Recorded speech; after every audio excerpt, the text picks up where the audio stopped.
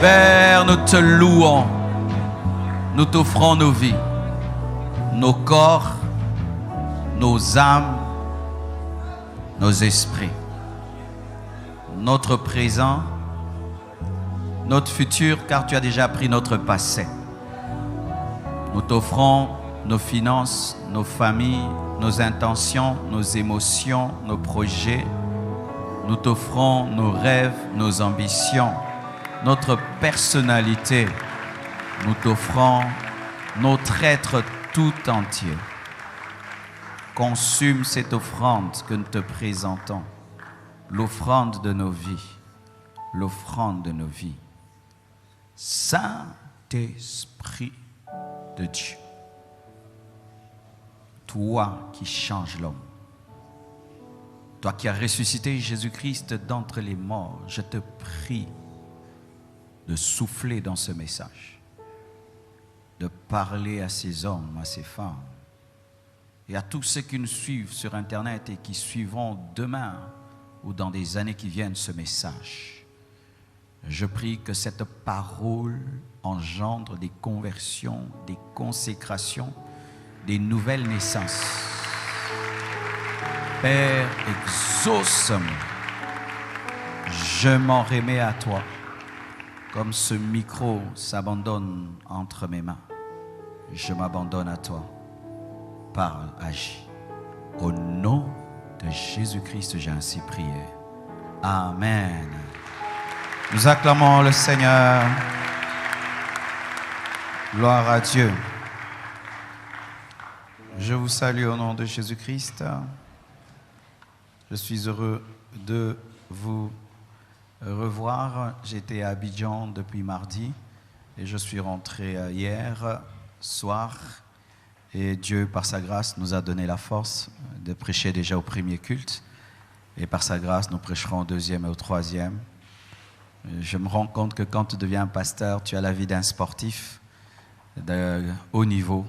Et il faut avoir un cœur en bonne santé. Je n'ai pas pu voyager avec et je vous salue et je te prie de saluer ton voisin de gauche et de droite.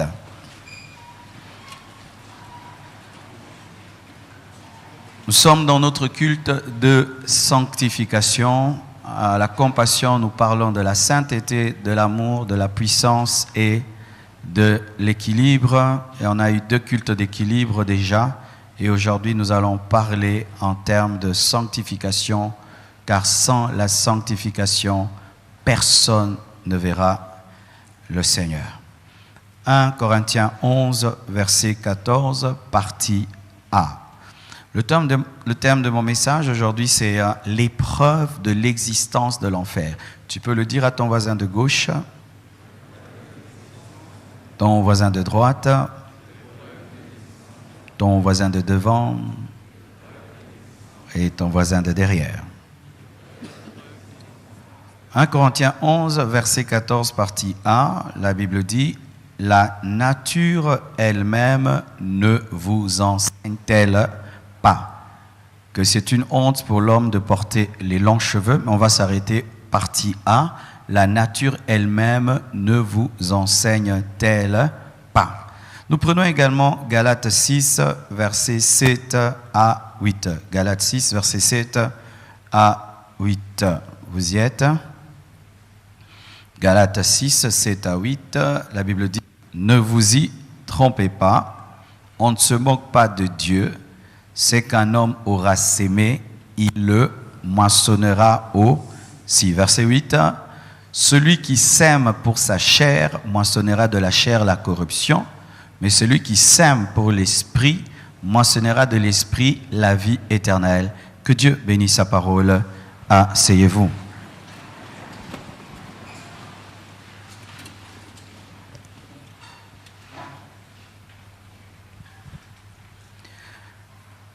L'épreuve de l'existence de l'enfer. Pourquoi ce thème? Parce qu'il y a des gens qui ne croient pas que l'enfer existe. Des chrétiens, des païens, même des hommes de Dieu. Ne soyez jamais étonnés un jour d'entendre qu'un homme de Dieu a dit qu'il ne croit pas que l'enfer existe, qui prêche contre l'enfer. Il y a plusieurs sortes de théologie et il y a des théologiens qui ne croient pas en l'existence de l'enfer.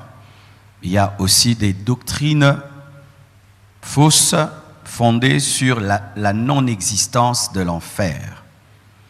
Certains enseignent l'annihilisme, c'est-à-dire que l'homme après la mort disparaît. Il n'existe pas après l'éternité, comme une plante meurt, comme un animal meurt. L'homme aussi, après sa vie terrestre, cesse d'exister. Tu trouveras de telles philosophies.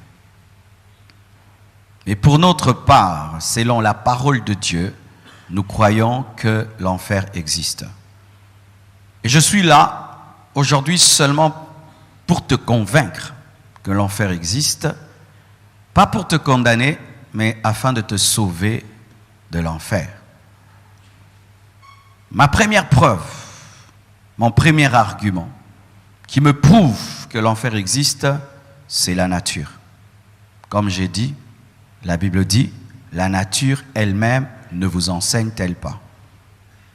Il y a un auteur chrétien ou un musicien qui a dit que la Bible, la nature était la seconde Bible. Et je lui donne raison.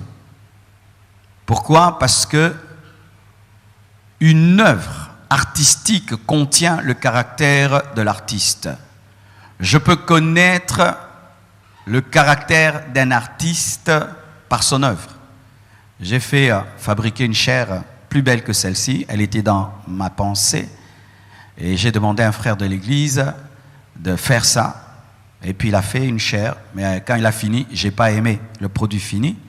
Alors je voulais un grand artiste de notre pays qui puisse nous faire une chaire qui allait même révéler la vision de la compassion. Avec le logo de l'église, un cœur qui part de l'amour, une chaire aussi qui part du Congo parce que je suis un amoureux de mon pays, en bronze qui montre que nous avons des matières premières. Mais l'artiste n'a pas fait comme j'ai voulu, alors je suis allé chercher un autre artiste. Mais j'ai eu un cours artistique. J'ai voulu lui envoyer les photos. Et d'ailleurs, j'ai envoyé les photos à son épouse pour qu'il voie. Il a refusé de regarder les photos. Il a dit non, je ne regarde pas les photos. J'ai dit, oh, pasteur, dis-moi ce qui est dans ta tête. Parce que si je regarde les photos et la chair qui est déjà faite, je serai influencé. Dis-moi qu'est-ce qui est dans ta tête. J'ai commencé à lui expliquer la chair. Et puis il a dit, maintenant, je peux regarder les photos. Son professionnalisme m'a enseigné une chose, que l'œuvre révèle l'auteur. Et quand tu vois les cieux et la terre, mon frère, ça t'enseigne Dieu. Ce grand ciel te prouve que Dieu est grand. Touche le ciel avec ta main, on verra. Ce ciel-là, personne ne le balaye, il est toujours propre. Voilà la propreté divine.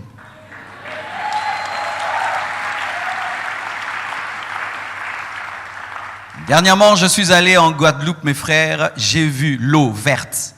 L'eau était verte. J'ai dit, pourquoi les eaux sont vertes seulement ici, pas chez nous? Et on m'a dit, non, pasteur, ce sont les algues qui colorent l'eau. En soi, l'eau a la même couleur partout, mais les algues sont vertes, c'est pourquoi ça colore. Donc Dieu, voulant donner une couleur verte à cette eau, a mis des algues comme tu mets des carreaux dans ta piscine. Mais quand Dieu veut mettre des carreaux dans sa piscine, il utilise des algues.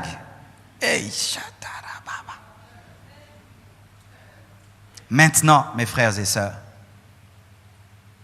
quand tu vois la nature, tu vois le fonctionnement de Dieu.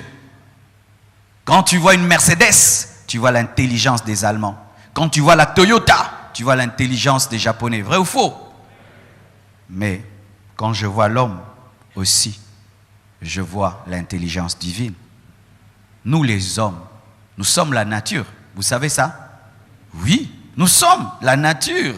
L'homme est tiré de la terre. Nous sommes naturellement, nés naturellement, biologiquement. On appelle ça la vie bios. La vie biologique, ta vie biologique est semblable à la vie biologique d'un animal parce qu'il a un cœur, parce qu'il a des poumons. Mais Au-delà de cela, Dieu a soufflé dans notre nature une dimension morale, une dimension intellectuelle, une dimension spirituelle qui nous amène à le ressembler davantage. Et l'homme, lorsqu'il crée une société, il y a papa, maman, les enfants, une autre famille s'ajoute, ça fait un quartier, ça fait une ville, ça fait une nation. L'homme dit, nous devons mettre des lois. Des lois. Quand on roule, on ne va pas à gauche à tel moment. Priorité à droite, priorité à gauche. Quand c'est le vert, tout le monde passe. Quand les lampes sont rouges, personne ne bouge. Et si tu enfreins le code de la route, pénalité 100 €, 200 €. L'homme établit ça et l'homme va plus loin. Si quelqu'un tue son frère, il va en prison. Soit on le tue, soit prison à vie. L'homme a fait des prisons, l'homme lui-même, sans que Dieu ne lui parle. L'homme a dit, nous allons nous entendre. Si l'un de nous tue son prochain, nous le mettrons nous-mêmes en prison. L'homme a fait des prisons. Quand tu passes devant Makala, toi tu vois Makala. Moi je ne vois pas Makala, moi je vois l'enfer. Les prisons des hommes révèlent que Dieu aussi a une prison. La justice de l'homme révèle la justice parfaite de Dieu. Car si l'homme dans son imperfection a établi des prisons, Dieu dans sa perfection a établi une prison éternelle appelée l'enfer. Mais dans les prisons de ce monde, tu peux t'évader, mais on ne s'évade pas de l'enfer. Dans les prisons de ce monde, tu peux avoir un bon avocat qui te fait sortir, mais en enfer, l'avocat qui devait te faire sortir, c'est lui qui t'a fait entrer. Alléluia. Dans les prisons de ce monde, tu peux avoir une punition d'1 année, mais en enfer, c'est pour l'éternité. Mais quand je vois Luzumu, quand je vois Makala, quand j'entends parler d'Alcatraz et de tout le reste, il y a même des prisons souterraines, il y a des prisons dans l'eau, il y a plusieurs sortes de prisons créées par les hommes. Et certaines, quand tu entres, tu disparais jusqu'à ta mort. Sachez que ça prouve que l'enfer existe aussi. Car si la société des hommes peut dire que toi, tu es voleur, tu finis en enfer, et maintenant Dieu qui est au-dessus de la moralité de l'homme. Si dans certaines nations tu fais la prostitution, on t'arrête et puis on te met en prison et tu penses que la justice de Dieu n'arrête pas les prostituées, ce n'est pas parce que tu te promènes que tu n'es pas arrêté. La justice de l'homme, les prisons des hommes. Mais aussi, toujours concernant la nature, la loi de la sémence et de la récolte. Dites la loi de la sémence et de la récolte. La Bible dit, ne vous y trompez pas, on ne se moque pas de Dieu, c'est qu'un homme aura sémé, il le moissonnera aussi. Celui qui sème pour la chair moissonnera de la chair la corruption, mais celui qui sème pour l'esprit moissonnera de l'esprit la vie éternelle. Qu'est-ce qui veut dire? Chaque sémence engendre un fruit selon sa nature. Ça veut dire ceci, que si tu sèmes une graine de citron, tu ne peux pas t'attendre à un manguier. Si tu vois un agriculteur en train de s'aimer des graines de citron, mais annoncer à ses clients, il dit, bientôt je vais récolter des pommes, il est fou. Toi aussi tu es fou. Tu as une vie de péché, mais tu dis que tu iras au ciel. Tu es un fou spirituel. Je préfère être un fou qui va finir à Saint-Pépé, on peut me guérir. Mais qu'être un fou spirituel qui vit dans le péché et qui annonce qu'il ira au ciel, il finit en enfer, la personne ne te guérira. Ne vous y trompez pas. Pourquoi? Parce que les hommes se trompent. Ils aiment se tromper. Et nous nous trompons nous-mêmes, même si notre conscience, qui contient aussi la loi de Dieu nous parle, nous nous trompons nous-mêmes. Vous savez pourquoi les hommes se trompent eux-mêmes? Parce que nous sommes égoïstes. Nous pensons que la loi est pour les autres, pas pour nous. Vous savez, il y a des gens comme ça. La loi, c'est pour les autres, pas pour moi. Quand ce sera mon tour, ce sera différent. Et ils pensent même qu'avec Dieu, ce sera pareil. Quand ce sera mon tour, ce sera différent. Dieu m'aime trop. Dieu ne peut pas me jeter en enfer. Il m'aime, il m'aime. J'ai une alliance avec Dieu. Quelle est cette alliance que tu as qui dépasse l'alliance avec le sang de Jésus? Quel est ce Dieu que tu as qui est au-delà de la Bible? Quel est le Saint-Esprit que tu as qui n'est pas biblique? Des gens qui pensent qu'ils sont spéciaux, les chouchous de Dieu qui, eux, quand il s'agit d'eux, Dieu fermera les yeux. Ne vous y trompez pas. C'est qu'un homme sème, c'est ce qu'il récoltera. La vie que tu mènes révèle ton futur. Je répète, la vie que tu es en train de mener, monsieur, madame, c'est la vie que tu sèmes, que tu récolteras. On ne se moque pas de Dieu. C'est qu'un homme sème, c'est ce qu'il récoltera. Si tu sèmes pour la chair, tu récolteras la corruption. Et si tu sèmes pour l'esprit, tu récolteras la vie éternelle. Qu'es-tu en train de semer? Tu te promènes et tu vois des cannes à sucre. Tu te promènes et tu vois des bananiers. Mais souvent, ce travail public que tu vois, grandiose, a été fait dans le secret. Dans le secret, quelqu'un s'est réveillé très tôt matin, à 3 heures du matin. Il a sémé des graines alors qu'il n'y avait personne. Et après des années, vous voyez un champ de café. Il en est de même, mon frère. Ta vraie vie, c'est ta vie secrète. Qu'est-ce que tu sèmes en secret? Qui es-tu en secret? Parce qu'à l'église, mes frères, nous tous, nous sommes des saints. Nous sommes tous des parfaits. Mais ce n'est pas ça notre vraie sémence. Notre vraie sémence, c'est notre vie secrète. Ce que tu fais en secret, c'est ce que tu récolteras. Au dernier jour, Dieu jugera ta vie secrète. Ta vie secrète. La véritable sanctification, ce n'est pas la vie publique. Parce qu'en public, même les plus mauvais du monde paraissent saints. N'est-ce pas? Les hommes les plus mauvais. Tu vois ce monsieur-là, un mauvais, mais tu le vois, il transporte les orphelins, Mais un tueur, tu le vois, il est en train de donner des maïs aux orphelins. Il donne des choses aux orphelins, devant tout le monde. Il est gentil, il sourit devant tout le monde. Mais en secret, c'est un tueur, c'est un meurtrier. Qui es-tu dans le secret? Qui es-tu dans le secret? Cette vie que tu es dans le secret, c'est ça ta sémence et c'est ça ta récolte. Tu sèmes la chair, tu récoltes la corruption. Tu sèmes l'esprit, tu récoltes la vie éternelle. Tu sèmes quoi? Qui es-tu?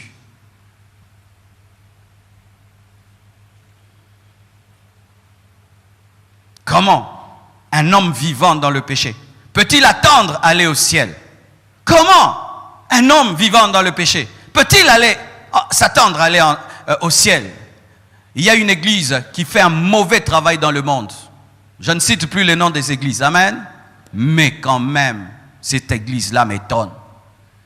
Un serviteur, soi-disant serviteur de Dieu, vient au deuil d'un païen. Tout le monde entier sait que celui-ci c'est un homosexuel jusqu'à la fin de sa vie. Même sa copine homme est en train de pleurer. Mais écoute ce que l'homme de Dieu dit. Que Dieu reçoive ton âme, que ton âme repose en paix. Et puis un peu d'eau dessus, un peu d'encens. Et puis, qu'est-ce que tu es en train d'enseigner aux gens? Qu'est-ce que tu enseignes aux gens? Tu enseignes aux gens que Dieu n'a que faire de ta vie. Une fois que tu meurs, tous les morts sont des bons morts. Archi faux! Il y a des bons morts et des mauvais morts. Je vis comme je veux toute ma vie. Je suis homosexuel. Toute ma vie, je suis lesbienne. Et puis je meurs et je vais où? Au ciel. Dieu, comment il va me recevoir? D'ailleurs, il n'attend pas une femme. Il attendait un homme. Je suis parti homme. Je reviens femme. Il dit, même l'immigration divine ne te reconnaît pas. Donne-moi la main que je te parle. Même Dieu ne te reconnaît pas. Il t'a envoyé femme. Tu reviens garçon. Même à l'immigration divine, on dit, oh, mais c'était Guéla et c'est Janine. Les homosexuels iront en enfer. Si tu ne te répands pas homosexuel, tu finiras en enfer. Lesbienne, si tu ne te répands pas, tu iras en enfer. Même si le monde aujourd'hui, il y a les groupes des homosexuels, il y a les trucs des homosexuels, et on vous persécute, et tout le monde croit en vous, et tout. Il y a maintenant un nouveau terme, lésophobie. Dites lésophobie. Vous savez, lésophobie, c'est quoi? C'est-à-dire que quand la persécution des lesbiennes, ils sont persécutés. Oh, frère, Dieu a tué des homosexuels tous. Il est le plus grand lésophobe alors. Le monde, voici ce monde-là, où les hommes vivent comme ils veulent, ils pêchent comme ils veulent, et puis ils s'attendent où? Aller au ciel. Surtout ceux qui vont à l'église. Les gens pensent qu'aller à l'église les sauve. Je vous répéterai ceci. Aller à l'église ne sauve pas. Aller à l'école ne veut pas dire que tu réussis. C'est pas parce que tu as un bel uniforme, des beaux catchs, l'uniforme bleu, blanc, un gros cartable que tu réussis. Et il y a des gens qui pensent que comme ils vont à l'église dimanche après dimanche, ils iront à l'église au ciel. Non, aller à l'école ne veut pas dire que tu réussis. Venir à l'église n'est pas le synonyme que tu pratiques la parole que tu entends et même que tu comprends les choses qu'on enseigne. Deuxième chose, qu'est-ce qui me prouve que l'enfer existe? Le jugement divin dans l'Ancien Testament sur les rebelles et sur les incrédules. Mes frères et sœurs, il y a aujourd'hui une doctrine des gens qui ne veulent pas parler de l'Ancien Testament. C'est vrai, nous sommes dans la Nouvelle Alliance. Mais si la Bible a 66 livres et qu'on n'a pas jeté ceux de l'Ancien Testament, c'est à dessein. Parce que même Jésus-Christ, lorsqu'il prêchait, il citait l'Ancien Testament. Amen. Hein? Même les apôtres, quand ils prêchaient, ils citaient l'Ancien Testament. Et j'aimerais même te dire, pour bien comprendre le Nouveau Testament, tu dois comprendre l'Ancien Testament. Pour bien comprendre la grâce, tu dois comprendre la loi. Ces derniers temps, je suis en train d'écouter comme une chanson Exode et Lévitique. J'écoute Exode comme une chanson. Au lieu d'écouter des chansons, je mets mon casque, je branche à mon téléphone audio et j'écoute. Tu peux croire que j'écoute une musique, mais j'écoute la Bible. Mes frères, je suis arrivé à Lévitique. Chaque fois que j'écoute, je crie. Je dis, compliqué comme ça. Non. Lis Lévitique. Tu vas trouver vraiment que la grâce, c'est la grâce. Les sacrificateurs avaient un travail comme si c'était des médecins. Si seulement tu as une plaie, il doit t'ausculter. Si ce n'est pas la lèpre. Si c'est quel genre de lèpre.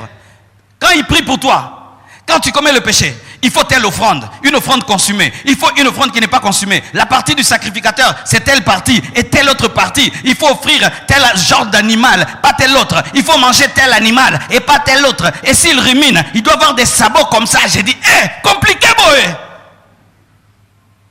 Mais écoutez maintenant nous, tu dis, Père, au nom de Jésus, exauce-moi, pardonne-moi. Tu es pardonné. Waouh! Je comprends la grâce par la loi. Parce que la loi, mes frères, est un pédagogue de la grâce qui te permet de comprendre la grâce que tu as reçue. C'est pourquoi lorsqu'un juif se convertit, mon frère, il comprend plus la grâce que nous, qui n'avons jamais vécu sur la loi. Et dans l'Ancien Testament, et même, pour ceux qui ne savent pas, le déluge, ce n'est pas l'Ancien Testament. C'est dans l'Ancien Testament en termes de livres, mais ce n'est pas la loi parce qu'il n'y avait pas encore la loi au temps de Noé. Vous savez? Vous savez ça, non? Que la loi commençait avec Moïse. Mais quand je dis Ancien Testament, je place l'histoire. Amen. Parlons un peu du déluge, mes frères. Je vous donne un conseil.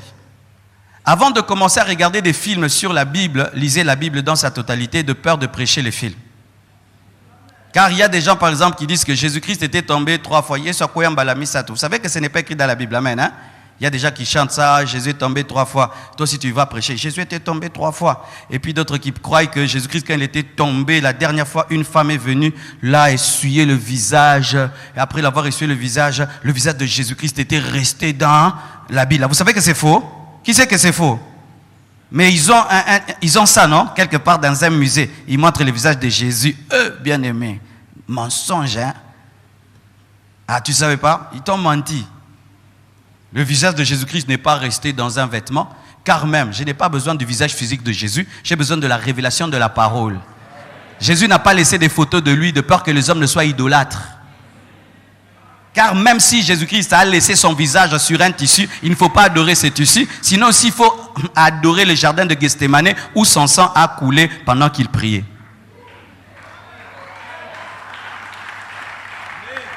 Évoluons.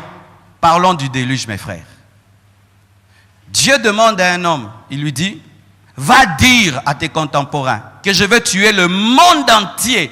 Je vais envoyer la pluie et je vais inonder le monde entier. Construis une arche, une barque, et dans laquelle tu mettras tous ceux qui croiront, mais aussi des pères d'animaux. Il va dire à ses frères, la pluie arrive, le déluge vient. Il y aura une grande pluie qui va inonder toute la terre. Venez entrer dans l'arche que je vais construire. Frères, au temps de Noé, jamais il y a eu de pluie. Jamais il y a eu de pluie. Parce qu'avant le déluge, la terre était arrosée par une vapeur qui venait de la terre. Donc la pluie ne tombait pas. Il a annoncé des choses qui ne sont jamais arrivées. Comment je vous annonce que l'enfer existe mais tu n'as jamais vu? Je suis un fou prédicateur. Mais faites attention aux fous. Ils sont souvent des prophètes. Donne-moi l'amen. Le fou Noé annonce la pluie qui n'est jamais tombée et une pluie qui va durer. Et de deux, il construit un bateau où on construit les grands bateaux sur l'eau. Il construit un grand bateau en pleine ville. Et il vous dit de venir entrer dans son bateau. Attends toi-même.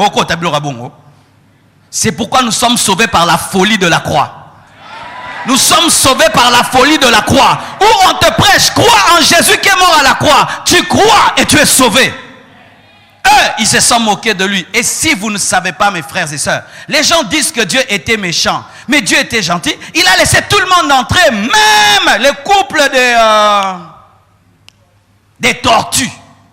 La lenteur de la tortue, vous imaginez, Noé attendait la tortue depuis le matin qu'elle venait. Noé attendait. Alléluia. La tortue est entrée, mais les hommes ne sont pas entrés. C'est la faute de Dieu. Les enfants de l'Écodim entreront au ciel, mais il y a des papas intelligents qui n'entreront pas. C'est la faute de Dieu. Est-ce que c'est la faute de Dieu? Là-bas, on leur prêche des choses simples. Jésus est monté sur l'âne, il faut croire en lui. Et je crois. Mais vous, écoutez comment je vous prêche. Mais malgré notre jamais n'autika momiana, jamais n'autika bangi. En français, jamais je vais abandonner cette fille, jamais je vais abandonner la drogue. Et il attend même le couple des animaux, le couple même de la tortue. Et la tortue entre. Et puis Dieu dit ferme, il ferme. La pluie commence. Les gens commencent à rire. Oh, la pluie, commence à jouer avec la pluie. Et puis il se moque de Noé. Regardez Noé, il s'est enfermé dans sa grosse maison là. Il appelle ça un bateau. Parce que un bateau sur terre, c'est un bateau, c'est une maison en bois. C'est comme ça qu'on appelle ta vie chrétienne une maison en bois. On ne l'appelle pas bateau parce qu'il ne croit pas que l'éternité existe. C'est pourquoi on se moque de toi, parce que tu mènes une vie surnaturelle dans le naturel. Et je te dis, Noé avait envie de sortir, hein? On se moque de lui. Hey, les fous, les fous, les fous, les fous, dans leur maison en bois, sortez. Et écoute, ton enfant te dit, papa, hein? Il faut qu'on sorte, il faut qu'on sorte. On reste là. Dieu m'a dit qu'il va envoyer le déluge. C'est pourquoi tu dois rester dans la foi. Même si les mondes se moquent de l'évangile. Même si les rationalistes se moquent de la foi, ils se moquent de nous, qu'on est en train de perdre le temps, que vous êtes là pour qu'on vous vole vos offrandes, mais tu restes dans l'arche. Et la pluie vient, elle commence à emporter le bateau. Alors ceux qui avaient des maisons sur des montagnes, ils ne sont pas touchés, n'est-ce pas? Ils disent, oh, il n'y a rien. Mais quand tout le monde meurt, vous savez qui est mort? Les vieillards sont morts, des bébés sont morts.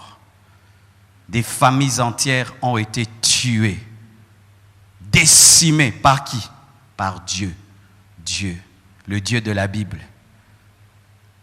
Ton Dieu bonbon biscuit là, il n'existe pas. C'est ta fabrication, c'est ton idole. Un Dieu qui n'est pas biblique n'est pas Dieu. Écoutez ceci. Si ton Dieu accepte le mélange, ce n'est pas Dieu. Vous voyez Israël, lorsqu'ils sont sortis de l'Égypte, ils ont fait un veau d'or pour ressembler aux autres nations. Et ils ont commencé à faire une fête en l'honneur de l'Éternel. Ils font une idole, mais ils disent que c'est en honneur de l'Éternel. Ils ont voulu que Dieu entre dans l'idolâtrie. Mais Dieu vient par Moïse, il châtie. Pour dire quoi? Je n'entrerai pas dans votre fausse doctrine. Dieu qui entre dans une fausse doctrine n'est plus Dieu. Amen. Hein? C'est pourquoi moi, je ne crois plus trop à cet évangile moderne où les églises commencent à ressembler à des boîtes de nuit et on fait tout pour amuser les païens afin de les attirer vers Dieu. Mon frère, quand tu voyages en Europe, tu vas voir des églises. Tout est fait dans la chair. Dans la chair. Des églises rouges. Rouges comme une boîte de nuit. Et on ne prêche pas. On fait que sauter. Et beaucoup de jeunes. Ils transpirent mais ne se convertissent pas. Ils transpirent mais ne se convertissent pas. Et le pasteur vient maintenant. Il a des pantalons déchirés. Tout est déchiré. Il est bizarre. Il dit, je n'ai pas beaucoup de choses à vous dire. Mais 10 minutes de prédication. Jésus, God love you. God love you. Ndengo Zali, God love you. Pesangalité à la boîte de nuit. Nabino ibangami église na panzango. Donne-moi la parole, hein, dans une telle église-là, que je la détruise. C'est quoi une église? De janvier à décembre, on laisse les gens à l'aise. Non, dans l'église, des fois tu viens. Tu as envie même de gifler les pasteurs. Aujourd'hui, si tu as envie de me gifler, Jacques, t'as mon but. C'est quelle église où tous les jours, on est à l'aise, on est content. Tu as aimé la prédication? J'ai aimé. Tu as aimé, j'ai aimé. Même Jésus, un jour, il a prêché. Les disciples ont dit non, aujourd'hui, il est exagéré. Les lots maître à Bungin, c'est là, à cannibale. Il a dit quoi? Celui qui veut être mon disciple, qui boive mon sang, qui mange ma chair. Ils ont dit que ça, non, du cannibalisme, tu es exagéré. Et ils l'ont quitté, ils l'ont abandonné. Mais on veut que tout le temps, qu'il y ait des nouveaux membres, des nouveaux disciples. Non, des fois, Dieu dégraisse l'église.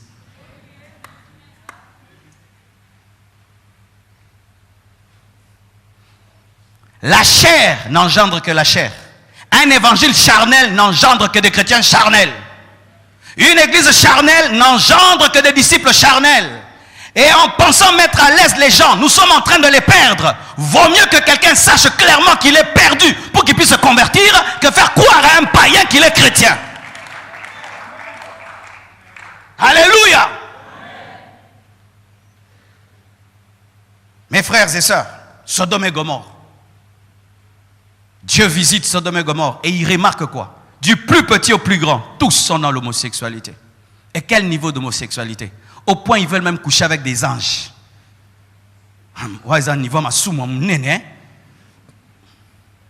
Et les anges frappent tous Sodome et Gomorrhe d'aveuglement, prennent Lot et ses filles et sa femme parce que ses gendres ont refusé et les jettent dehors. Et quand ils sortent, Lot sort et dit: quand vous sortirez, ne regardez pas derrière vous. Et ils sortent sans regarder. Lot ne regarde pas derrière. Ces deux filles ne regardent pas derrière. Mais la femme, malgré qu'elle est sortie, n'est pas sortie. C'est ça les faux chrétiens. Il est sorti du monde, mais son cœur est dans le monde. Il est sorti du péché, mais il est toujours dedans. Et comme son cœur était dans le monde, là où se trouve ton cœur, c'est là où se trouve ton trésor. Elle se retourne parce qu'elle regrettait. Elle regarde. Elle devient une statue de sel. Combien de personnes étaient sauvées de Sodome et Gomorrhe? Lot et ses deux filles. Dieu les a brûlés. As-tu déjà vu un homme brûlé? Un homme brûlé. Sur Internet, on montre comment des hommes brûlent des autres. Regardez comment nous sommes touchés. Mais Dieu a brûlé toute une ville. Des papas, des enfants, des grands-pères, des grands-mères, homosexuels et lesbiennes. Il les a tous brûlés le même jour. C'est écrit dans la Bible. Ça n'a pas été enlevé. Dieu n'a pas eu honte de ce qu'il a fait. Pour dire enlever ça, les gens vont dire que je suis méchant. Il a mis ça. Il a laissé ça. Pourquoi? Pour qu'on ne joue pas avec lui. On ne joue pas avec Dieu. Si tu joues avec Dieu, tu ne le connais pas. Tu as une révélation de Dieu personnelle. C'est comme quelqu'un qui joue avec le courant. Il connaît le courant. Tu vas voir ceci. Les gens qui maîtrisent le courant respectent le courant. Plus quelqu'un connaît le courant, tu vas voir. Il va te donner des conseils. Là, pasteur, il faut mettre telle chose en cas de. Mais si tu vois quelqu'un, et les cacacs, vrai ou faux? En français, les gens qui raccordent des fils en désordre, ce sont eux qui brûlent les maisons, n'est-ce pas? Mais celui qui a étudié l'électricité, il brûle une maison. Pourquoi? Il connaît l'électricité. Il connaît. Les gens qui connaissent Dieu craignent Dieu. Si tu vois quelqu'un jouer avec Dieu, il ne le connaît pas. C'est un feu dévorant. C'est un feu dévorant. Toi qui joues avec Dieu, tu joues avec Dieu, tu ne le connais pas. Mais le jour que tu le rencontreras, c'est quand tu comprendras que tu as joué avec plus qu'un lion. J'aimerais vous dire une vérité. Regardez. Un ange, un simple ange apparaît à un prophète. Le prophète est paralysé. Gabriel, tu sais que si Gabriel m'apparaît, même moi Marcelo, s'il m'apparaît dans sa gloire, je serai paralysé, je vais tomber. Même si je refuse, je vais tomber. Mais Gabriel. Mais Jésus t'apparaît, tu ne tombes pas. Tu sais pourquoi tu ne tombes pas? Parce qu'il diminue sa gloire, de peur de te tuer. Exemple, Jésus marchait tous les jours avec les disciples. Il ne les faisait jamais tomber. Mais le jour où on l'a cherché, il s'est présenté, les gens sont tombés. C'est dire quoi? Ceux qui étaient debout étaient déjà tombés, mais ils les soutenaient.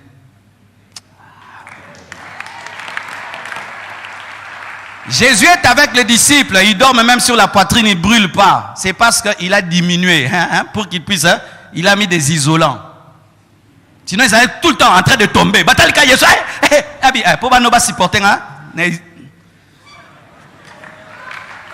Mais le jour où on vient l'arrêter pour révéler qui il est, nous cherchons qui Jésus, mais voici, boum, il tombe. Pourquoi? Pour dire que vous aussi, il y a longtemps, mais il y a Alléluia. Un exemple toujours. Moïse, lorsque Dieu descend sur le Sinaï, personne n'arrive à s'approcher de la montagne. Tout le monde fuit. Tout le monde fuit. Regarde la gloire, la Shekinah de loin. Et Dieu dit à Moïse, toi, monte. Et Moïse entre dans cette gloire. Cette montagne fumante, tremblante. Il entre. Tu sais pourquoi il est entré? Dieu a permis. Mais quand la Shekinah est descendue sur le lieu très saint, Moïse ne pouvait pas entrer. Pourquoi? Pour que Dieu lui dise que en français, pour dire ne joue pas avec moi. Ce n'est pas parce que tu étais monté à la montagne dans la gloire que tu peux entrer comme tu veux. C'est comme tu vois le président lundi. Mardi, tu le verras. Lundi, le président peut me fixer un rendez-vous. Et je vais le voir parce qu'il va dire à tout le protocole, laissez-le entrer, j'ai rendez-vous avec le pasteur Marcelo. Mais si comme je l'ai vu lundi, je vais commencer à dire, c'est moi, je vais entrer. Maintenant, lui, il est le roi des rois, le Seigneur des seigneurs, le Dieu vivant, le Dieu puissant. C'est pourquoi beaucoup d'hommes de Dieu iront en enfer. Pourquoi? Parce que Dieu t'a fait grâce d'entrer dans sa présence. Et tu crois qu'il est devenu ton pote. Tu fais ça, les gens tombent. Tu fais ça, ils tombent. Tu fais ça, ils viennent. Tu parles, ils gueulent. Agenez-vous, tout le monde à genoux. Hey, hey, hey. Ah, pasteur, Ogeneli fait l'eau. Tu commets l'impudicité avec les sœurs. Tu montes à la chair, tu prêches, il y a des miracles. Tu iras en enfer avec tes miracles. Beaucoup de prédicateurs iront en enfer. Vous savez pourquoi? Dieu leur a accordé la grâce de s'approcher de lui et d'être utilisé par lui. Et comme Dieu les utilise, ils pensent que comme Dieu les utilise, Dieu ferme les yeux sur leurs péchés. Archi faux, archi faux. Je peux utiliser ce micro, mais je ne l'aime pas. Je n'ai que celui-ci en attendant d'acheter un autre.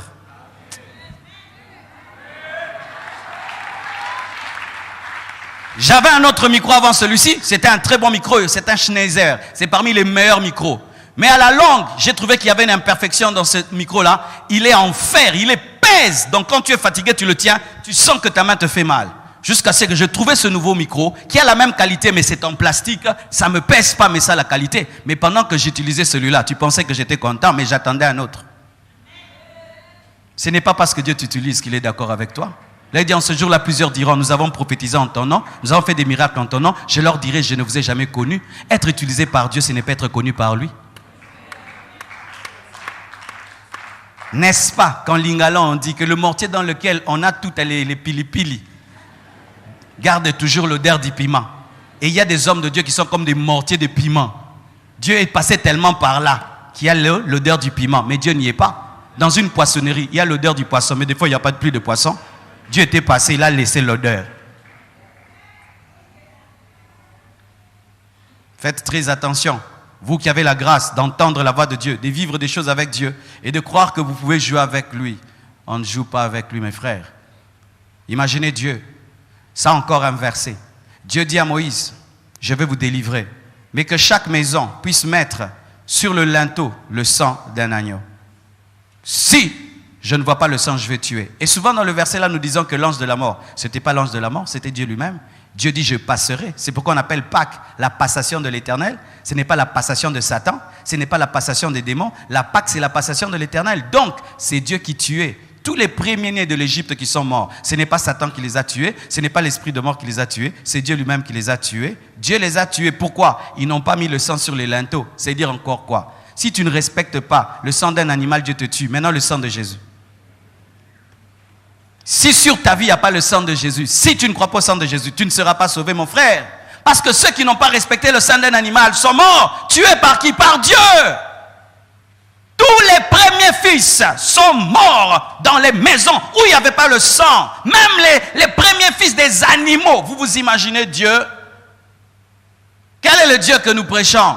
Le Dieu grand-père, le Dieu bonbon biscuit, où tu t'as mis dans le péché et puis tu dis j'irai au ciel. Ce n'est pas la parole de Dieu. Regardez encore, Israël sort de l'Égypte. Lorsqu'il sort de l'Égypte, les Égyptiens les poursuivent pour les ramener. Ils voient la puissance de Dieu. Ils voient que ce peuple n'est pas un peuple normal. Ils voient ça. Parce que quand même, mon frère, moi je suis le roi d'un pays.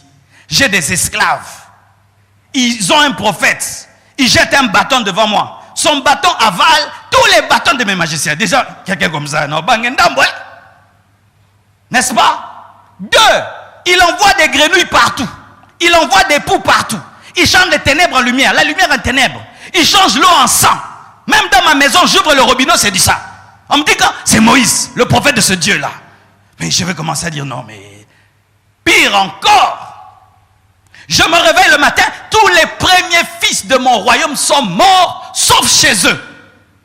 Mais un tel peuple, je dis, ok, s'il vous plaît, partez en paix. Mais Israël sort. Les Égyptiens les poursuivent. Devant eux, cette mer rouge qu'ils ont toujours vue fermée, ils la voient s'ouvrir. Les Égyptiens ont vu le miracle de la mer rouge, mes frères. Ils l'ont vu. Quand on dit que Dieu est méchant, comment il a refermé l'eau sur eux? Non, ce sont eux qui étaient vraiment des fous. Moutabongo balandare. Ezali bomato libomate. Un tel peuple, tu peux le poursuivre. Tu es fou ou tu n'es pas fou? C'est la folie. Oh, Dieu est méchant. Comment il a refermé l'eau sur eux? Non, moi je dis, vous êtes des fous. Tu vois tous ces miracles et ces prodiges. Et tu vois un homme élever un bâton. Et l'eau s'ouvre. Tu vois que l'eau obéit à ce peuple-là. Et toi, tu vas entrer dans une telle eau. Alors que tu ne connais pas le Dieu qui a ouvert. Et puis Dieu dit, je vais vous montrer que si je ne suis pas ton Dieu quand j'ouvre, je vais fermer. Et Dieu ferme la mer rouge. Tous meurent. C'était quoi? Des pères de famille. Parce que c'était les vaillants guerriers de l'Égypte. Donc ils avaient laissé des femmes et des enfants.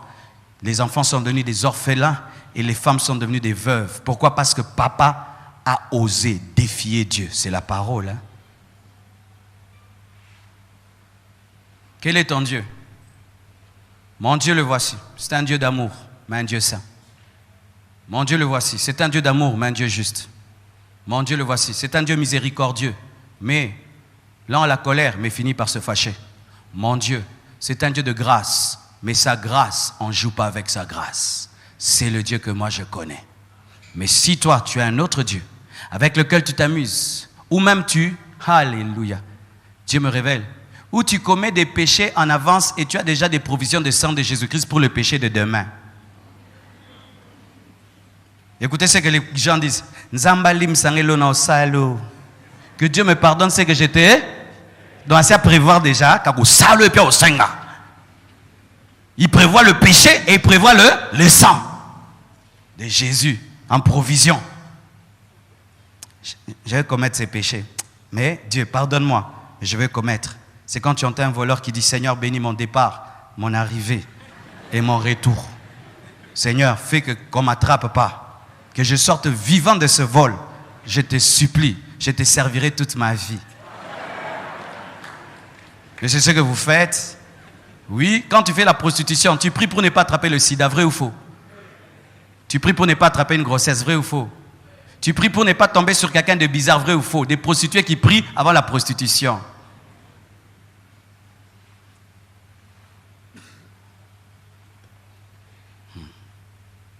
Voici encore. Ce qui me convainc que l'enfer existe, c'est le langage du Saint-Esprit.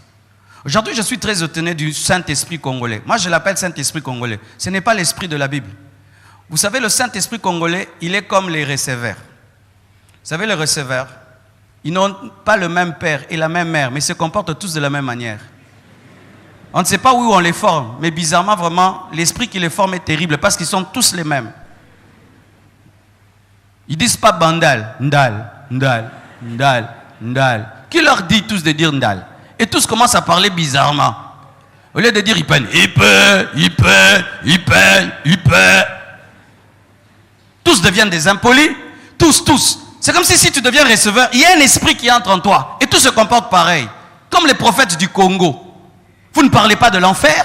Vous ne parlez pas du péché des gens, vous ne parlez jamais de l'enlèvement, vous parlez que des petits problèmes. Je vois tes ennemis, je vois une petite guerre dans ta vie, tes ennemis vont mourir, je vois ton mariage, je vois ton visa, je vois, des toutes petites choses minuscules, mais vous n'êtes pas des prophètes qui amenaient la crainte de Dieu. Esprit de receveur. Comment dans toute une nation, tout le monde prophétise pareil? Comment vous faites tous pareil? Vous avez une même école? Quand seulement l'onction prophétique vient sur vous, vous commencez. Qui vous dit de faire de telles démarches? qui vous dit tous de faire pareil, c'est un esprit du diable. Le Saint-Esprit, c'est un esprit de particularité. Tu vois Ézéchiel, c'est Ézéchiel. Tu vois Daniel, c'est Daniel. Tu vois Ésaïe, c'est Ésaïe. Tu vois Paul, c'est Paul. Pierre, c'est Pierre. Matthieu, c'est Matthieu. Jean, c'est Jean. Mais le même esprit. Particularité, différence, précision. Et le Saint-Esprit, mes frères, il parle de l'enfer. Il convainc de l'enfer. Tu sais, pendant que je prêche, si vraiment tu écoutes l'Esprit, il te dit que ce que ce pasteur dit est vrai.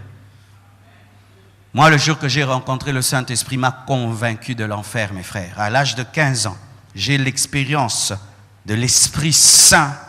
J'ai été convaincu que j'irai en enfer. Personne ne m'a dit. J'ai dit, ces garçons-ci, s'ils meurent, ils vont en enfer. Et là où il y a l'Esprit de Dieu, si tu vis dans la sainteté, il te dit, toi, persévère, tu as Dieu, continue. Si tu es tombé, l'Esprit te dit, relève-toi. Si tu demeures dans le péché, il te dit, toi là, si tu meurs, tu iras en enfer. Si l'enlèvement a lieu, tu vas rater. Est-ce que l'Esprit de Dieu te dit ça? Oui, le Saint-Esprit convainc de péché, de justice et de jugement. Alléluia. Job 7, verset 14 dit, c'est alors que tu m'effraies par des songes, que tu m'épouvantes par des visions. Job 7, 14, c'est alors que tu m'effraies par des songes, que tu m'épouvantes par des visions.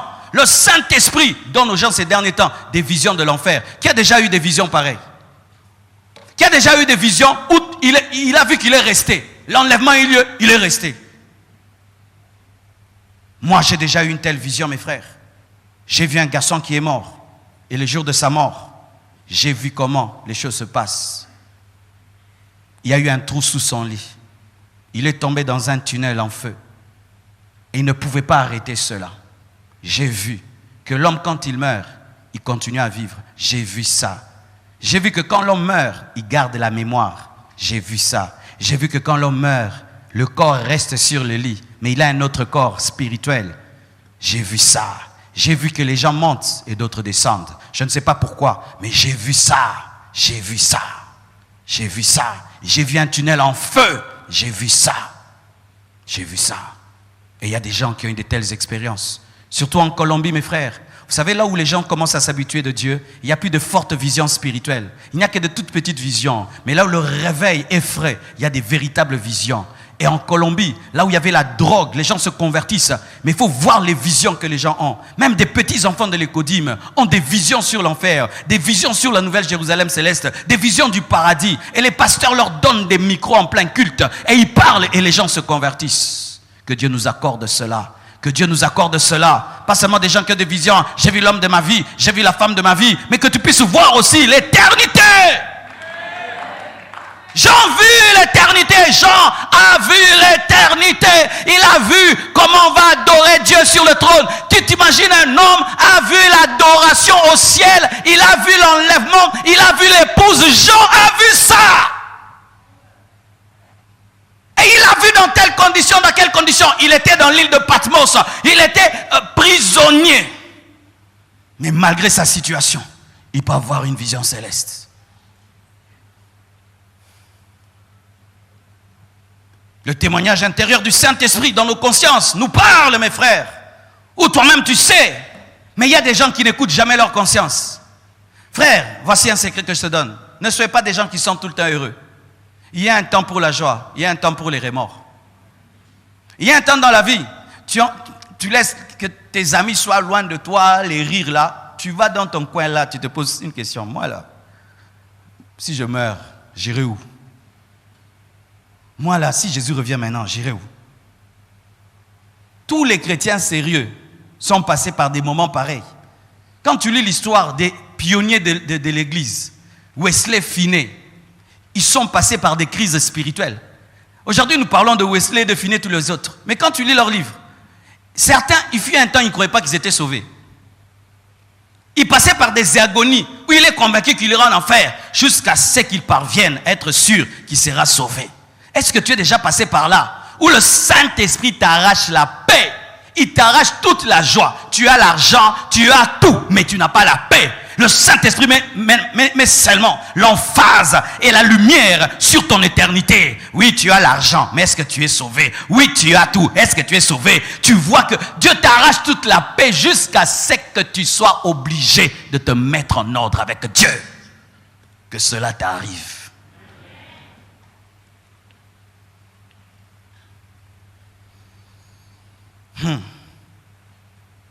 Quatrièmement, les témoignages des Lazare au pluriel et des hommes riches ressuscités au pluriel. Quand vous allez lire chez vous à la maison dans Luc 16, versets 22 à 31, on nous parle de l'histoire du pauvre Lazare qui est mort et de l'homme riche qui est mort. Le riche meurt, le pauvre aussi meurt. La richesse n'empêche pas de mourir et la pauvreté non plus. Mais le pauvre n'est pas allé au ciel parce qu'il était pauvre. Et le riche n'est pas allé en enfer parce qu'il était riche. Dieu n'est pas contre la richesse et Dieu n'encourage pas la pauvreté. Mais c'est que Lazare, malgré sa pauvreté, était attaché à Dieu. Mais l'homme riche, à cause de sa richesse, avait abandonné Dieu. Amen. Et la Bible nous dit ceci. Lorsqu'ils sont morts, dans le séjour de mort, au verset 23, il leva les yeux, et tandis qu'il était en proie, l'homme riche, il était en proie au tourment. Il vit de loin Abraham et Lazare dans son sein. Il s'écria, Père Abraham, aie pitié de moi, et envoie Lazare pour qu'il trempe le bout de son doigt dans l'eau et me rafraîchisse la langue. Car je souffre cruellement dans cette flamme. Je vous ai déjà expliqué ça dans mes prédications précédentes. Voici, je répète parce que c'est important. Pour l'instant, il n'y a personne en enfer. Pour l'instant, il n'y a personne dans la nouvelle Jérusalem céleste. Ce qui arrive maintenant, si quelqu'un meurt en Christ, tu vas dans le paradis. Si quelqu'un meurt sans Christ, tu vas dans le mauvais séjour de mort. Mais déjà dans le mauvais séjour de mort, il y a le feu et la souffrance. Et déjà dans le paradis, il y a déjà la félicité et la gloire. Mais Dieu attend la fin des temps pour ouvrir et faire entrer dans la nouvelle Jérusalem céleste et faire entrer en enfer. Mais une fois que tu es dans le mauvais séjour de mort, tu ne peux pas quitter le mauvais séjour de mort pour aller au paradis. Le purgatoire n'existe pas. Amen. Et maintenant, l'homme riche dit à Abraham qu'il a 5 frères, que Lazare puisse ressusciter et qu'il aille prêcher à ses frères pour leur dire, vous, c'est sûr aussi qu'ils étaient riches comme leurs frères, je crois bien, faites attention, moi j'étais mort, j'ai vu votre frère, il est dans le feu, arrêtez cette vie. C'était ça la prédication que l'homme riche voulait, que ses frères puissent entendre un mort, leur raconter qu'il y a le paradis et qu'il y a aussi le feu.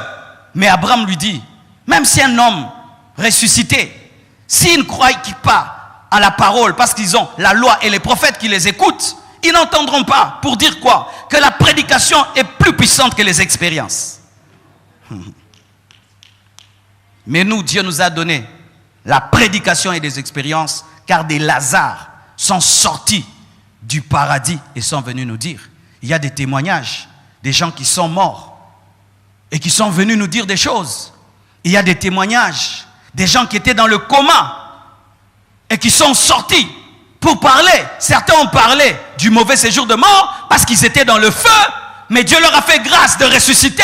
Et d'autres étaient dans le paradis, ils ont vu la beauté du paradis et sont venus nous en parler, mais nous n'y croyons pas. Vous savez pourquoi on n'y croit pas? À cause des fausses résurrections. Ce n'est pas parce qu'il y a des faux dollars que le vrai dollar a disparu. Et ce n'est pas parce qu'il y a des fausses résurrections qu'il n'y a pas de vraie résurrection. Jésus a dit, allez ressusciter les morts, et lui-même ressuscite certains morts pour qu'ils soient des témoins. Je vous dis, il y a des hommes sur cette terre qui sont morts et qui sont revenus à la vie. Tapez sur internet, mes frères. Quand c'est un faux témoignage, tu sauras. Quand c'est un vrai, tu sauras. Mais j'ai suivi des témoignages, même scientifiquement, on leur donne un nom. J'ai oublié entre les cultes de trouver ce nom-là. Ils appellent mort imminente ou retour de la mort imminente, quelque chose comme ça. Même les médecins ont donné un nom. Et voici, c'est qu'une femme blanche témoigne. Ces personnes témoignent même, si je résume tous leurs témoignages, ils disent que quand ils meurent, ils voient comment les médecins sont en train de travailler sur eux.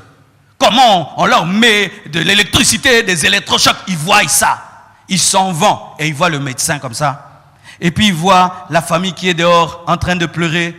Et puis il monte, il voit chambre 1, chambre 2, chambre 3, chambre 4. Et quand ils sont en train de partir, ils voient les alentours de tout l'hôpital. Et ils partent, ils voient le quartier. Et puis, bouf, ceux qui vont au ciel, ils entrent dans une lumière. Mais ceux qui vont en enfer, ils descendent dans un couloir en feu. Tous témoignent pareil. Et ce qui est bizarre, tu trouves 20 témoignages, mais presque tous parlent d'un tunnel, soit lumineux, soit un tunnel de feu. Et quand ils reviennent à la vie, certains se convertissent. D'autres, quand ils reviennent à la vie, ils deviennent des philosophes. Oui, j'ai vu d'autres. Tu vois, ils ne comprennent pas que c'était Dieu. Il dit une lumière, et puis une voix, et puis je suis rentré. Tu vois, il devient seulement gentil. Il commence à parler doucement. Il ne cherche plus de problèmes. Mais la gentillesse n'amène pas au ciel. C'est la foi en Jésus qui amène au ciel. C'est la foi en Jésus. Tu as connu une telle expérience, mon frère. Tu étais dans le coma ou tu étais mort, tu es revenu. Ne sois pas gentil. Tu dois croire en Jésus-Christ de Nazareth. C'est Dieu qui t'a donné une seconde occasion pour le servir. Les témoignages de Lazare et des riches qui sont revenus à la vie. Et aussi le diable et ses démons. Bien-aimés, si vous ne savez pas, le diable croit en l'enfer et les démons. C'est pourquoi d'ailleurs il travaille pour t'y amener. Parce que s'il ne croyait pas que l'enfer existait, il n'allait pas travailler à t'amener en enfer. Si le diable travaille à t'amener en enfer, c'est parce qu'il croit en l'enfer. Maintenant, le diable croit que l'enfer existe, mais toi, l'homme, tu ne crois pas que l'enfer existe. C'est terrible, hein? Voici le verset. Matthieu 8, versets 28 à 29. La Bible dit ceci. Lorsqu'il fut à l'autre bord, dans le pays de Gadaréniens, 2 démoniaques sortant des sépulcres vinrent au-devant de lui. Ils étaient si furieux que personne n'osait passer par là. Et voici, ils s'écrièrent, « Qu'y a-t-il entre nous et toi, fils de Dieu? Es-tu venu ici pour nous tourmenter avant le temps? Es-tu venu ici nous tourmenter avant le temps ?» C'était de quel tourment dont les démons parlaient? Ils parlaient de l'enfer. Les démons croient que l'enfer existe. Ils croient que Dieu existe et ils tremblent. Mais l'homme qui devait trembler, l'homme qui devait croire, ne croit pas.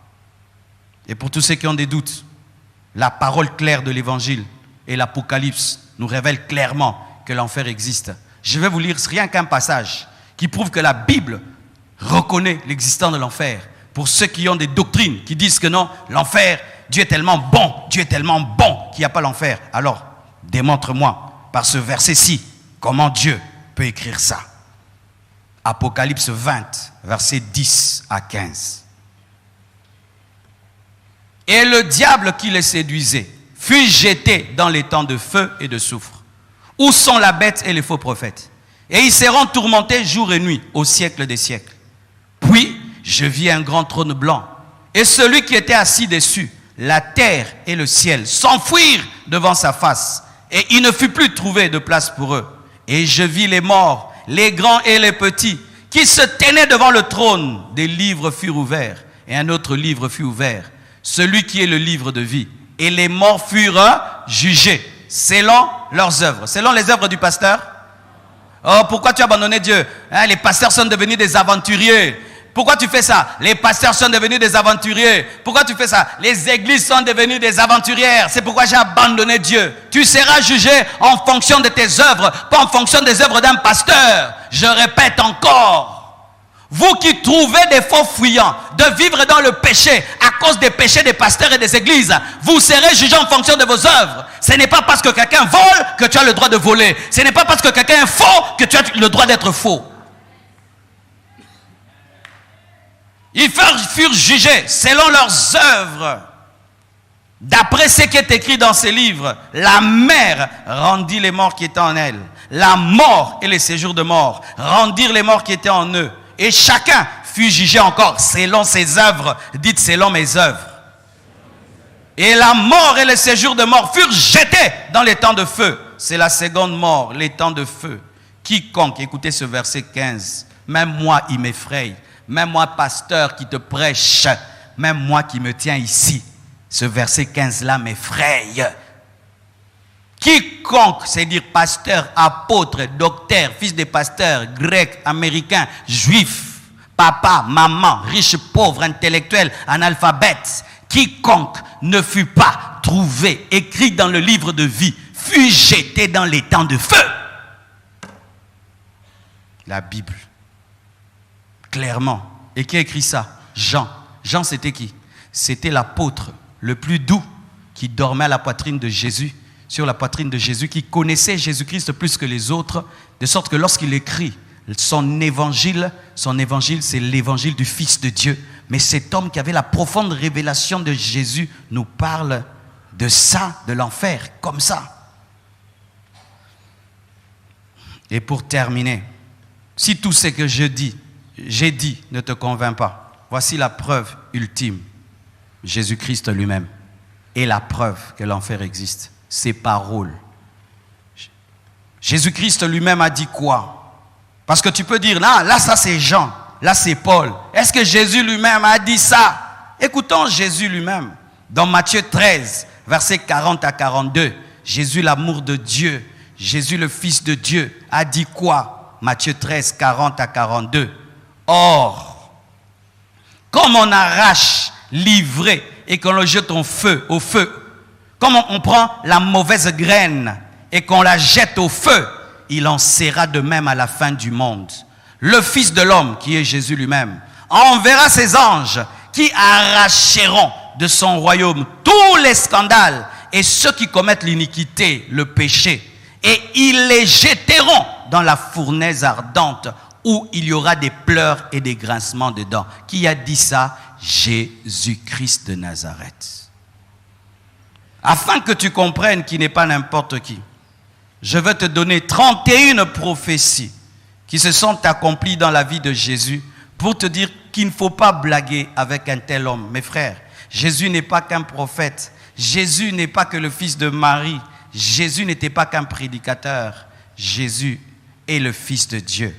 Voici la première prophétie et les prophéties qui ont été données sur lui. 1. Il sera de la postérité de la femme. Et cette prophétie s'est accomplie. Il sera descendant d'Abraham. Cette prophétie s'est accomplie. Il sera descendant d'Isaac. Cette prophétie s'est accomplie. Il sera descendant de Jacob. Accompli. De la tribu de Juda. Héritier du trône de David. Naîtra à Bethléem. Il naîtra d'une vierge. À cause de lui, on massacrera les enfants innocents. Il fuira en Égypte. Aura un ministère en Galilée. Il sera plus grand que le prophète Moïse. Moïse a dit, il y a un prophète qui viendra. Il sera plus grand que moi, écoutez-le. Il sera sacrificateur comme Melchisedec, mais pas comme Lévi. Il sera rejeté par les Juifs. Ils l'ont donné aux Romains pour le tuer. Il sera oint du Saint-Esprit. Le jour de son baptême, la colombe est descendue sur lui. Il entrera à Jérusalem monté sur un âne. Et cela est arrivé. On a mis même des habits sur l'âne. Il sera trahi par un ami. Judas l'a vendu. On donne même le montant. Alléluia. Il sera vendu pour 30 pièces d'argent. Et Judas l'a vendu pour 30 pièces d'argent. Cet argent sera restitué pour acheter le champ du potier. Quand Judas l'a vendu, il a été culpabilisé. Il a rendu l'argent. Et ceux qui lui ont donné l'argent ont refusé cet argent. Ils ont acheté un champ du potier qu'on appelle Akeldama, le champ du sang. Des faux témoins l'accuseront. On l'a accusé de quoi? Jésus-Christ n'avait jamais péché. Il a dit, détruisez ce temple et je le bâtirai. Et en 3 jours, il parlait de son corps. Il sera silencieux comme un agneau. Lorsqu'on le juge, il ne répond pas. Pourquoi? Parce que l'agneau ne parle pas. On le frappera, on lui crachera dessus. Et on l'a fait et il les a laissés. Il sera crucifié avec les pécheurs. À sa droite et à sa gauche, il y avait un brigand. Ses mains et ses pieds seront percés. Et la Bible dit dans ses meurtrissures, nous avons été guéris. Et nous l'appelons le crucifié. Et lorsqu'il est ressuscité, il a présenté les marques de la croix. Mais il priera pour ses ennemis car il a dit, Père, pardonne-leur car ils ne savent pas ce qu'ils font. On lui percera le côté car le Romain, pour vérifier qu'il était mort, le transperce le côté. Et là, l'eau et le sang sortent afin que l'église puisse naître. Car quand la femme accouche, l'eau et le sang sortent. Des soldats tireront au sort ses vêtements. Jésus-Christ portait une robe sans couture. Alléluia. Il était bien habillé. Ils ont dit non, ça, on ne va pas abîmer. Et ils ont tiré au sort ses vêtements. Aucun de ses os ne sera brisé. Vous savez pourquoi? Lorsque les Romains vient tuer et crucifier un homme, et si cet homme tardait longtemps sans mourir et qu'il était le temps de s'en aller, on précipitait sa mort, on prenait des marteaux et on cassait les genoux. Et ce choc, cette douleur et le fait que tout le poids du corps est tenu maintenant par les mains, cela déclenchait une hémorragie et déclenchait une crise cardiaque. Mais lorsqu'on est venu pour casser, la prophétie a dit pas lui. Ils l'ont trouvé mort. Pourquoi? Pour que jamais le corps du Christ ne soit divisé.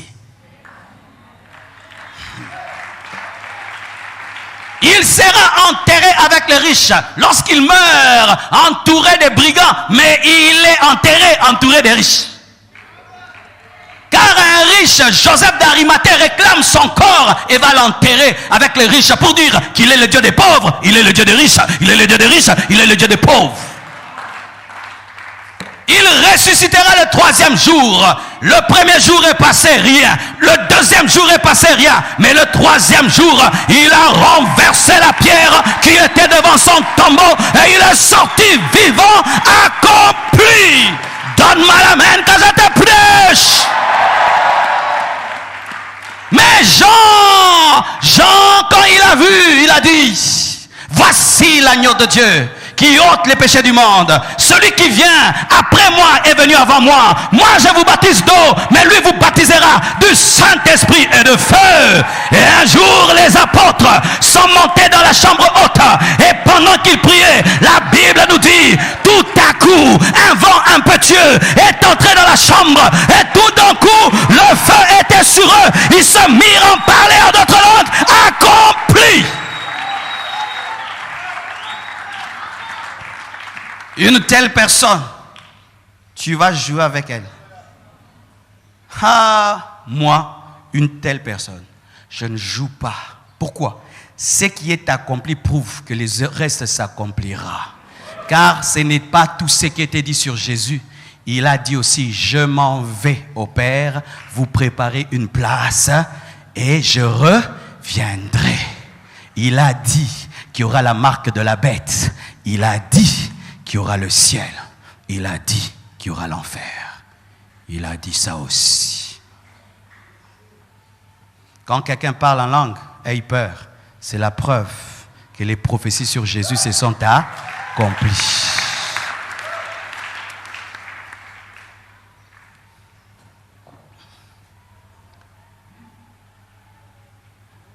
Tu sais quoi?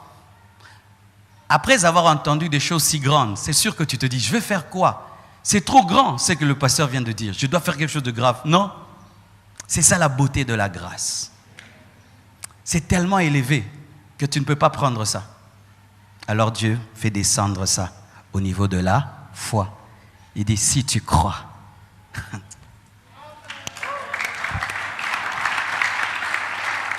Si tu crois en Jésus-Christ maintenant, tu lui demandes pardon pour tous tes péchés et tu es sincère, tu es sauvé et tu n'iras pas en enfer. Qui veut ça? Tu es conscient alors que tu es là que ces choses que j'ai prêchées, l'Esprit de Dieu qui est derrière ce message t'a convaincu. Il t'a dit attention, tu vas finir en enfer si tu meurs. Viens seulement lui donner ta vie. Viens seulement saisir sa grâce. Dire Jésus, moi, je viens de comprendre que je vivais à l'église, mais je suis en danger. Vous savez, moi, c'est ce que j'ai accepté. Hein? Moi, quand les chrétiens priaient, je disais aux gens, j'irai en enfer. Et puis on me disait pourquoi? La paix qu'ils ont, moi, je ne l'ai pas. Ce qu'ils ont là, je n'ai pas ça. J'irai en enfer si je meurs. C'est un bon cœur. Un cœur qui sait reconnaître. Reconnais ton état. Et aujourd'hui, ta vie va changer. Je ne suis pas venu déranger ta vie. Mais Jésus est venu pour te sauver. C'est pourquoi il m'a mis ces paroles. Quiconque ce matin ou cet après-midi veut donner sa vie à Jésus, je t'invite, viens devant. Et même vous qui nous suivez sur Internet, ne tombez pas sur le piège de commenter les vidéos et d'apprécier les prédications sans les pratiquer. Parce que toutes ces vidéos que vous suivez sont des jugements. De plus en plus, quand je me promène, les gens me disent, on aime bien tes prédications. Je n'ai pas besoin que tu aimes mes prédications. Dieu ne m'a pas appelé pour qu'on m'aime. Il ne m'a pas appelé pour qu'on apprécie mes prédications. Il m'a appelé pour que les hommes soient sauvés. Alors si tu ne te laisses pas sauver par le message, même si tu l'apprécies, il ne te sauve pas. N'apprécie pas le savant. Utilise-le et tu seras propre. Que Dieu vous bénisse abondamment. Approche si tu veux ce matin offrir ta vie à Jésus-Christ.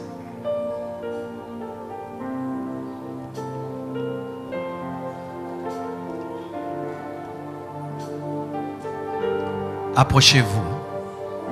Aujourd'hui, tu as compris. Et tu dis non, moi je n'irai pas en enfer. Cette parole, c'était ma parole, c'était ma prédication. Napesi molimona nganankolo mayelena nganankolo pebo moy nyoso nankolo.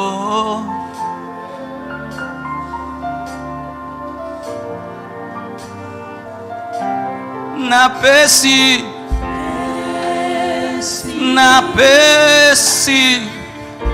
molimona nganankolo napesi mayelena nganankolo emolimo ebomonyonso nankolo. Viens mon frère, viens ma soeur. Même vous qui êtes dans la salle polyvalente, descendez les marches de l'escalier, venez dans la grande salle et puis tu remonteras. Il n'y a pas de problème.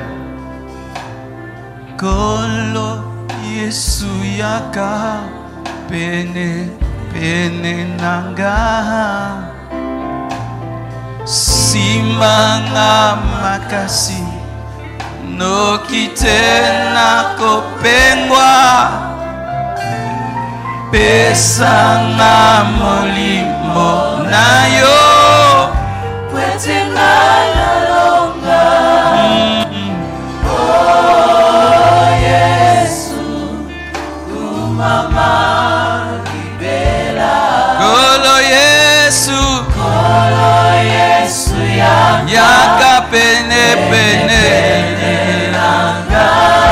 pesanga molimo Simbanga makasi oh lokitena kopengwa pesanga molimo nayo pwetengana longa. On va prier. Tu vas t'agenouiller.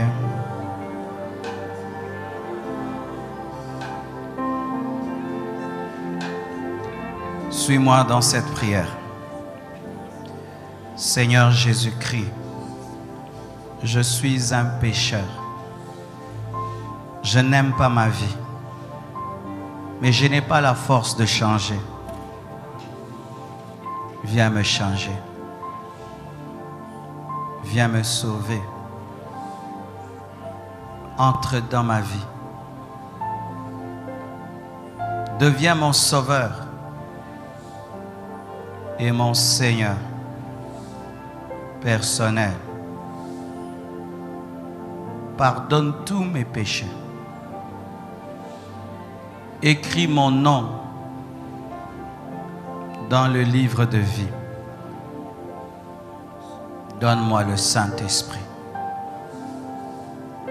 Je commande à Satan de quitter ma vie.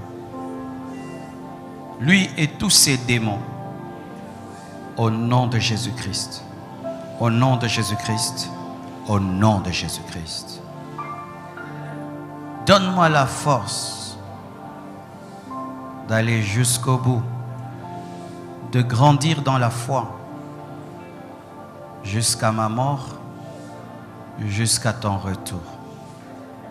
Levez les mains, dites Saint-Esprit, aujourd'hui, remplis-moi, remplis-moi, remplis-moi, remplis-moi, remplis-moi, remplis-moi, remplis-moi, remplis-moi, remplis-moi, remplis-moi, soyez rempli, soyez rempli, soyez rempli, soyez rempli, soyez rempli, soyez rempli, soyez rempli, soyez rempli, soyez rempli, soyez rempli, soyez rempli, soyez rempli, soyez rempli, soyez rempli, soyez rempli, soyez rempli au nom de Jésus-Christ.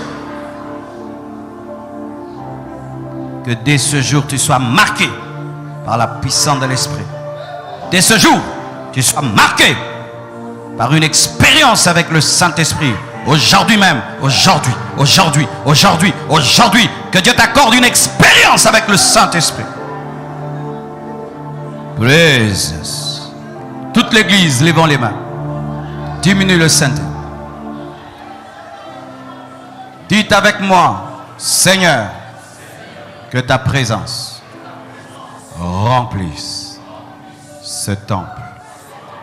Maintenant, nous te demandons, au nom de Jésus, praises, praises, praises, praises, praises, praises, praises, praises, praises.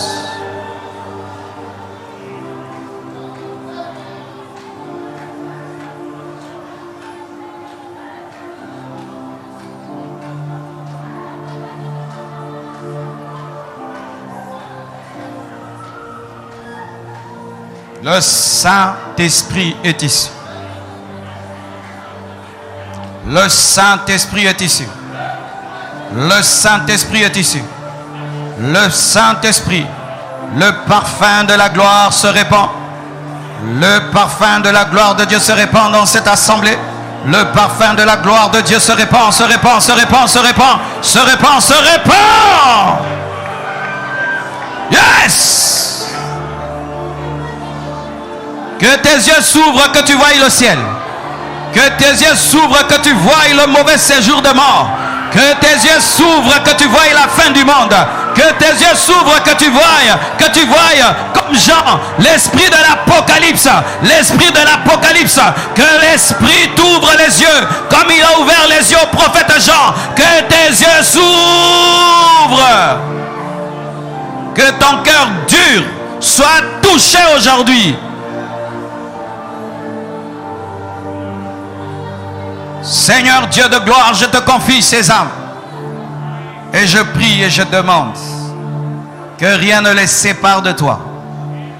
Qu'ils aillent jusqu'au bout. Qu'ils te servent jusqu'à leur mort.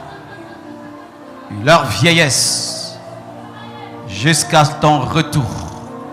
Que cette sémence qui a été plantée ce matin croisse et ne soit jamais déracinée. Vous êtes bénis. Vous êtes bénis. Au nom de Jésus-Christ. Amen. Nous acclamons le Seigneur.